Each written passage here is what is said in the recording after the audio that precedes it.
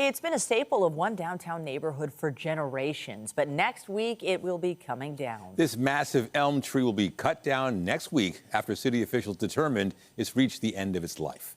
CTV's Beth Macdonell is live tonight near Christie Pitts with more. Beth. Yeah, I'm on Barton Avenue at the north end of Christie Pitts Park. This tree means a lot to people in the neighborhood. All day, people have been coming by to take pictures, reminisce, and give a final goodbye. I'll go on the record for this big tree. It's one last big hug for a big tree. I love this tree. I've been watching it from Christie Pitts Park for years. It had a full canopy of leaves all grown in, providing shade and shelter for humans and birds. And this year, as you can see, there are no leaves on probably 95% of it.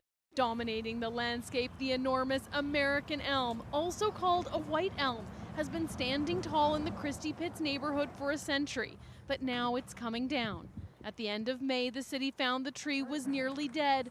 The signs for a road closure next week to remove it are going up instead. I'm very upset. It brings me to tears because a tree like this doesn't, come along every day, and I'll never see a tree like this again in my neighborhood in my lifetime. I'm sad, to be honest. I've been investigating and inspecting this tree for the last 10 years. Staff say the native elm tree is one of the largest in Toronto and was one of the few survivors of Dutch elm disease, which ravaged the population. It was being injected with fungicide, and while tissue tests for the disease, along with another disease called yellow elms, were inconclusive, they say illness can take over quickly. This is a big hit to sort of that downtown urban canopy. There's a big hit to people who are familiar with that tree, who like to see it, through the seasons. It's a big hit for us forestry people who are trying to maintain these trees. To replace something that large, takes hundreds of years. And that's a white elm. Eric Davies hopes to see the elm live on. He and his team at the University of Toronto are working to collect the elm seeds as part of work to get more native tree species back in the ground. Fingers crossed, knock on wood, the seeds are viable and the cuttings are viable. So the first thing is to collect the seeds and the cuttings, take them to the greenhouse at University of Toronto and evaluate their viability, start them. And if they go, elms grow actually really quickly. So maybe by the end of the year, we could have trees that big by the fall.